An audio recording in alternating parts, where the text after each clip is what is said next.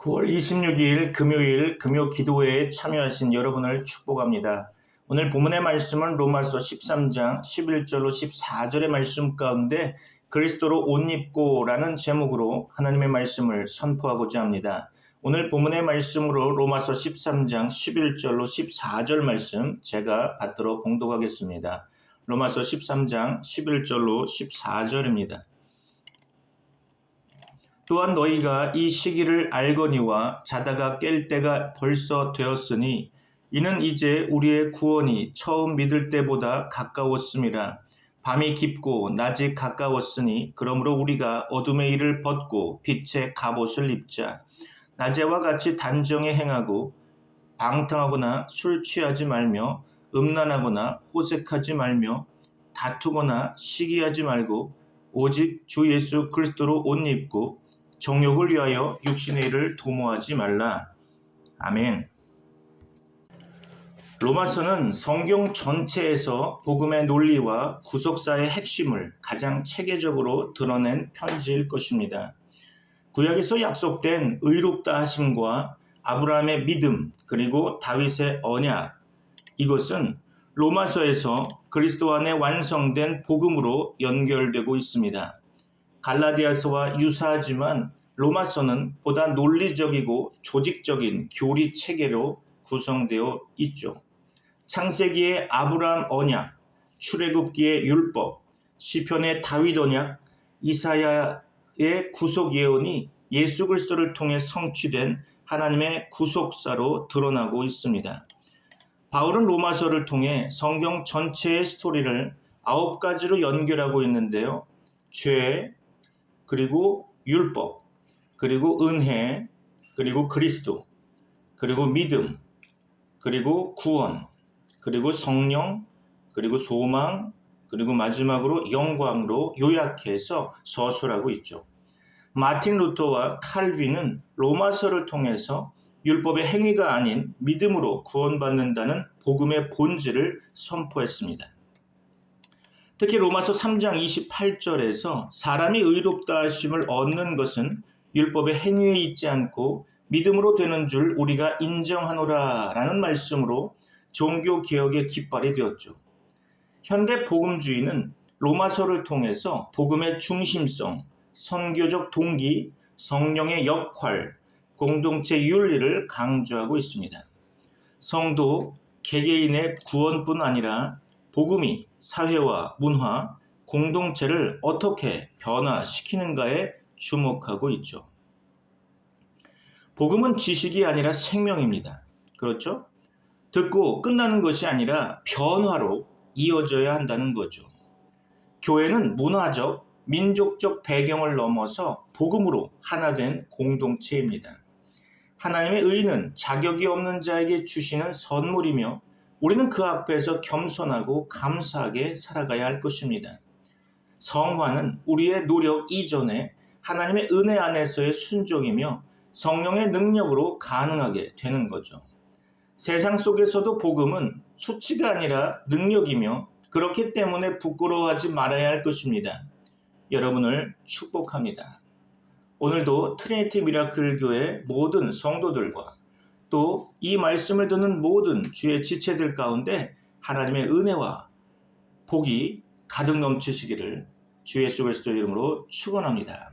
오늘 본문 말씀을 통해서 하나님의 말씀을 묵상하고자 합니다. 성경은 묵시를 이 땅의 언어로 나타내고 있는 것입니다.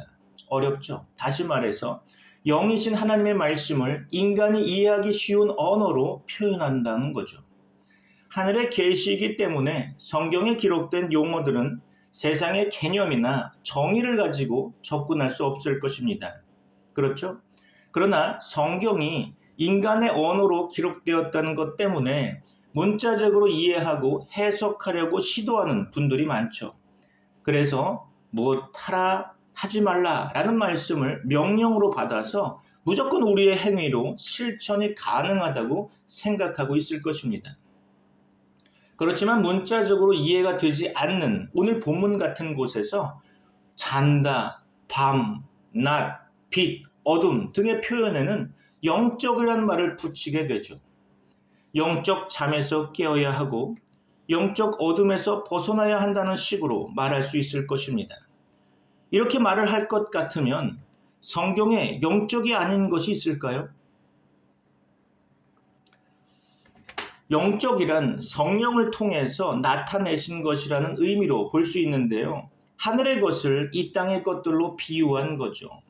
그렇다면 우리는 문자적이거나 영적인 것으로 나누어서 우리가 어떻게 행할 것인가 하는 관점으로 성경을 대할 것이 아니라 기록된 말씀으로 나타내신 것을 통해서 본질적인 의미를 파악하는 것이 중요하다고 생각됩니다. 그래서 하라와 하지 말라라는 말씀은 그 이전의 설교에서 이미 확인했던 것처럼 하지 말라를 통해 이 땅의 죄악성을 보여주고 하라라는 말씀을 통해 하늘의 왕국을 보여주는 것으로 이해하면 좋겠죠. 결국 하라와 하지 말라라는 말씀은 언약의 종결자이신 예수 그리스도께서 온전히 성취하셨다는 것이 우리가 기억해야 할 본질입니다. 흔히 예수님을 믿은 이후에는 이웃을 사랑해야 하고 그렇게 할 수 있다는 주장은 우리가 여전히 죄 가운데서 죄의 권세에 끌려가고 있다는 성경의 선언을 인정할 수 없다는 말이 됩니다. 이웃을 사랑한다는 것이 우리에게 자발적으로 나올 수 없는 것이기에 예수님께서 이웃이 되어 찾아오신 것이죠. 그러므로 율법에 충만하게 채워진 것이 하나님의 사랑이고 그 하나님의 사랑이 바로 십자가로 온전히 다 드러난 것이기에 하라와 하지 말라라는 명령으로만 성경을 본다면 사랑은 율법의 완성이라는 의미를 모르는 거죠. 그래서 바울 사도는 이제 완성이라는 의미에서 계속 말을 이어가고 있습니다. 또한 너희가 이 시기를 알거니와 자다가 깰 때가 벌써 되었으니 이는 이제 우리의 구원이 처음 믿을 때보다 가까웠음이라 라고 11절에서 말씀하고 있죠. 여기서 이 시기란 헬라어로 카이로스라고 하는 것인데요. 헬라어에서 시간이란 뜻을 가진 또 다른 단어가 하나 더 있습니다. 바로 크로노스입니다. 제가 웬만하면 헬라어나 히브리어를 잘 이야기하지 않습니다. 왜냐하면 여러분에게는 별로 크게 의미가 있는 것이 아니기 때문이죠. 그래서 헬라어, 히브리어 많이 안다고 해서 신앙이 확 달라지는 것도 아니고요. 성경을 보는 눈이 확 좋아지는 것도 아니죠. 단어 몇 개 안다고 해서 성경을 다 알겠습니까? 그런데 여기서 시간을 나타내는 단어 두 가지는 반드시 기억하시면 좋습니다. 카이로스와 크로노스. 자, 크로노스는 우리가 과거, 현재, 미래로 생각하는 역사적인 시간이라고 한다면 본문에서 언급한 카이로스는 결정적이거나 특별한 한 정점을 의미하는 단어입니다. 이런 점에서 볼 때 본문에서 언급한 이 시기란 어떤 의미로 우리가 해석해야 될까요? 예수님께서 이 땅에 자신을 복음으로 처음 드러내실 때 이렇게 말씀하셨습니다. 마가복음 1장 15절이죠. 이르시되 때가 찼고 하나님의 나라가 가까이 왔으니 회개하고 복음을 믿으라. 그렇죠? 여기서 때라고 하는 것이 바로 카이로스라는 것인데요. 여기서 찼다라는 표현이 완성이라는 뜻입니다. 즉 하나님께서 나타내고자 하셨던 어떤 특별한 한 정점의 완성을 선포하셨다는 의미로 이해할 수 있을 것입니다. 그것이 바로 하나님의 나라죠. 우리는 흔히 하나님 나라를 정의할 때 하나님의 통치라는 차원에서만 생각하는데요. 예수님으로 말미암아 하나님 나라가 가까이 왔다면 구약 시대에는 하나님 나라가 없었다는 말일까요? 그러나 역사상 어느 때에 하나님의 통치가 없었던 적이 있었습니까? 그렇다면 예수님이 하나님 나라가 가까이 왔다고 하셨을 때 하나님 나라란 어떤 의미로 하신 말씀일까요? 참고로 히브리서 1장 1절로 2절 말씀을 보겠습니다. 히브리서 1장 1절로 2절이죠. 옛적의 선지자들을 통하여 여러 부분과 여러 모양으로 우리 조상들에게 말씀하신 하나님이 이 모든 날 마지막에는 아들을 통하여 우리에게 말씀하셨으니 이 아들을 만유의 상속자로 세우시고 또 그로 말미암아 모든 세계를 지으셨느니라. 아멘. 그렇습니다. 구약에서 선지자들이 선포했던 것은 모든 날 마지막에 아들로 말씀하시는 것이었죠. 다시 말해서 마지막 날이 되어서 하나님께서 그 아들을 통해 말씀하셨다는 것이 아니라 하나님께서 아들로 자신을 나타내심으로 모든 날의 마지막이 되었다는 뜻으로 이해해야 할 것입니다. 따라서 예수 그리스도로 하나님 자신을 드러내셨다면 세상의 끝인 줄 알아야 한다는 거죠. 말세라는 겁니다. 예수님께서 피 흘리신 대속의 죽음으로 말미암아 하나님의 약속을 온전히 성취하셨습니다. 이런 관점에서 보자면 하나님 나라라고 하는 것은 하나님 아들로 죄사함이 이루어지는 그 나라라는 것입니다. 그러므로 하나님 나라란 예수 그리스도께서 십자가 안에 자기 백성들을 불러 모아서 통치하는 방식을 두고 말하는 것이죠. 그래서 골로새서에서 사도 바울은 아들의 나라라고 표현하고 있습니다. 이미 로마서 11장 36절 말씀 가운데 이는 만물이 주에게서 나오고 주로 말미암고 주에게로 돌아감이라 그에게 영광이 세세에 있을지어다 라고 선언한 바와 같이 역사의 중심은 오직 예수 그리스도이십니다. 믿습니까? 이제 예수 그리스도와 함께 십자가에 죽고 살아난 자는 예수 그리스도 안에 있는 자들이죠.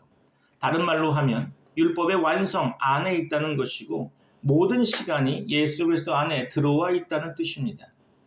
그러므로 본문에서 말한 이 시기란 바로 지금 오늘이라는 때라고 말할 수 있겠죠. 이것을 종말이라고 합니다. 그래서 바울 사도는 이사야 49장 8절을 인용해서 이렇게 선포하고 있죠. 고린도후서 6장 2절입니다. 이르시되 내가 은혜 베풀 때에 너에게 듣고 구원의 날에 너를 도왔다 하셨으니 보라 지금은 은혜 받을 만한 때요 보라 지금은 구원의 날이로다.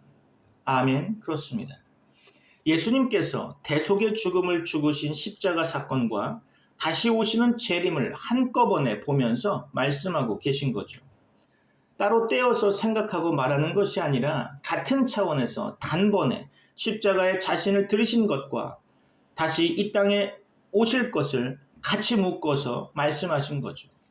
십자가 사건이 저 멀리 있고 재림이 다시 한참 후에 있을 것이라는 식으로 시간차에 있는 것이 아니라, 그렇죠?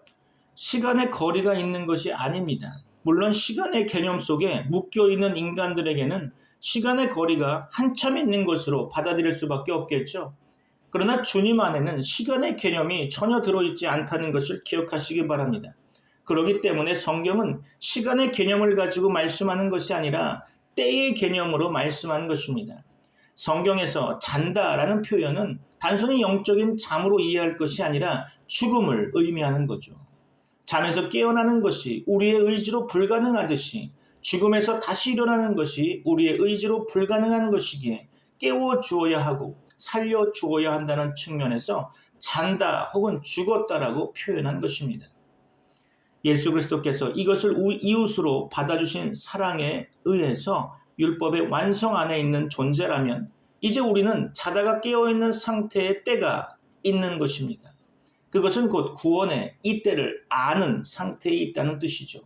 밤이 깊고 낮이 가까웠으니 그러므로 우리가 어둠의 일을 벗고 빛의 갑옷을 입자라고 본문 12절에서는 말씀하고 있는데요.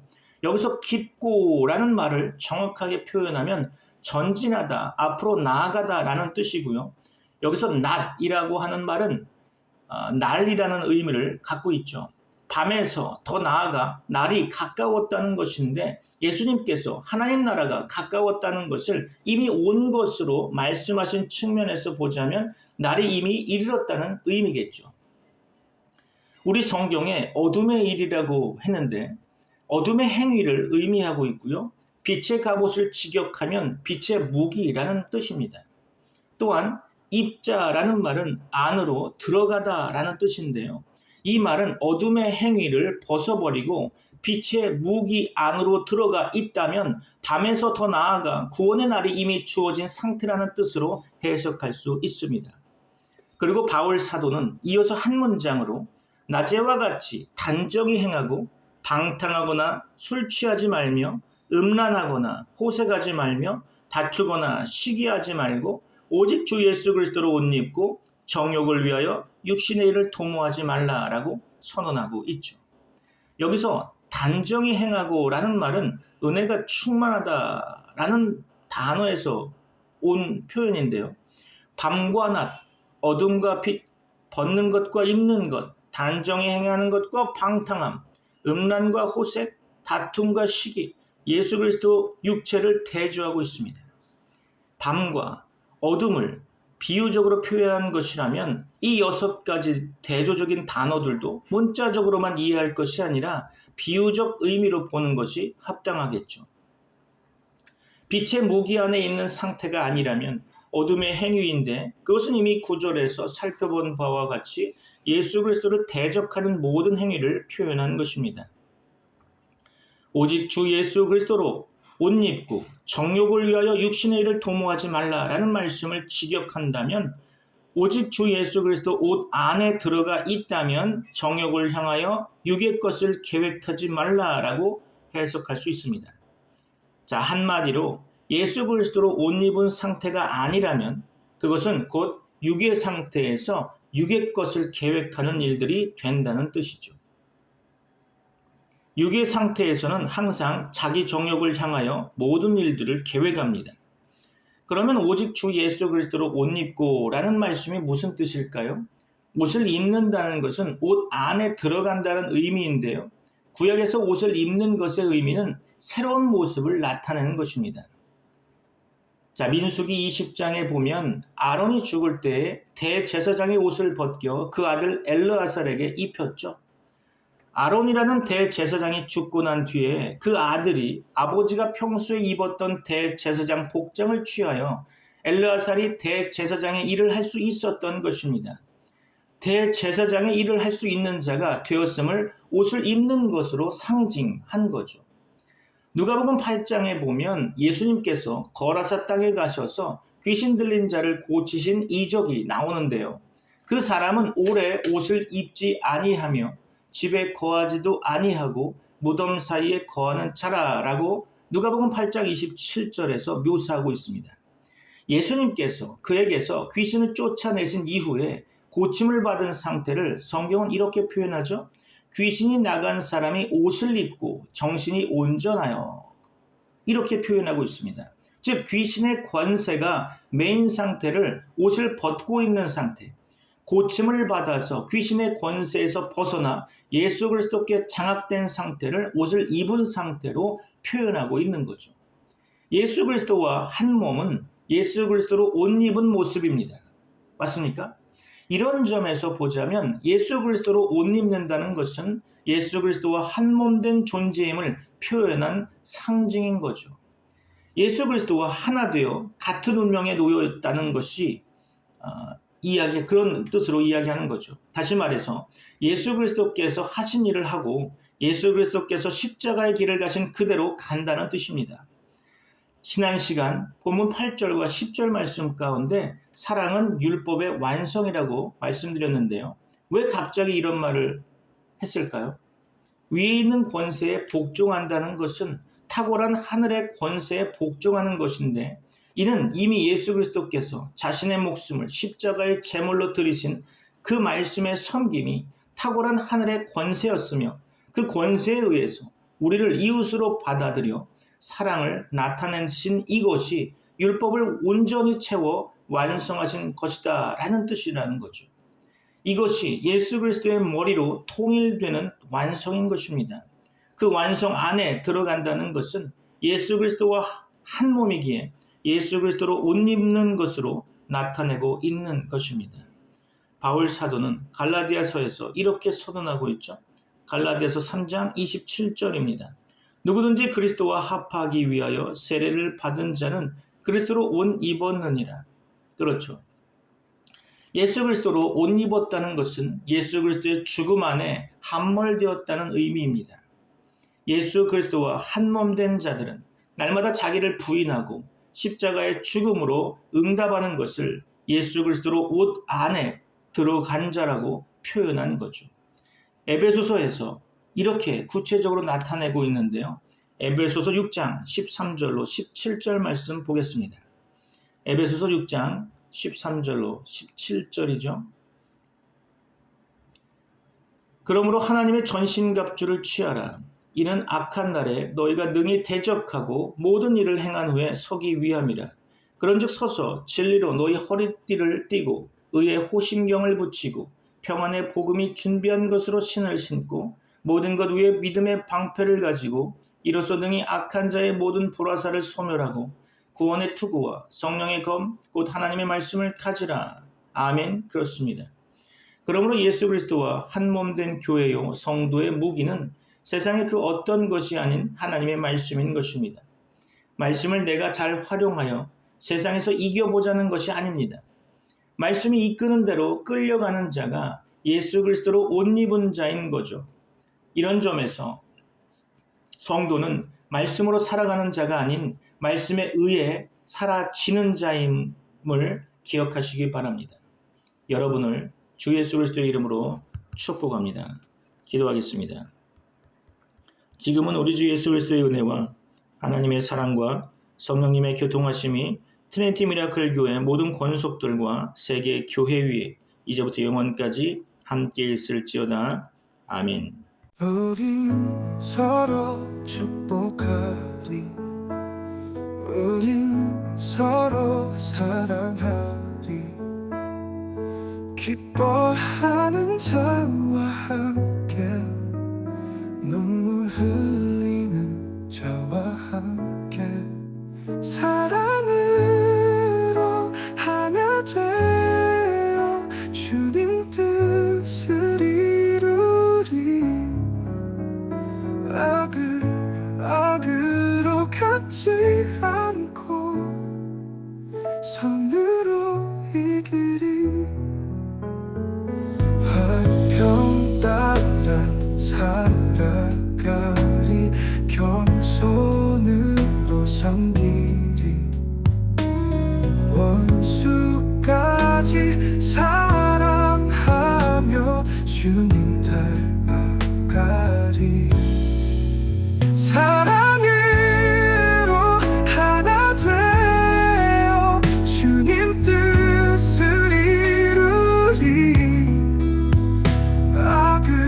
악으로 갚지 않고 선으로 이기리.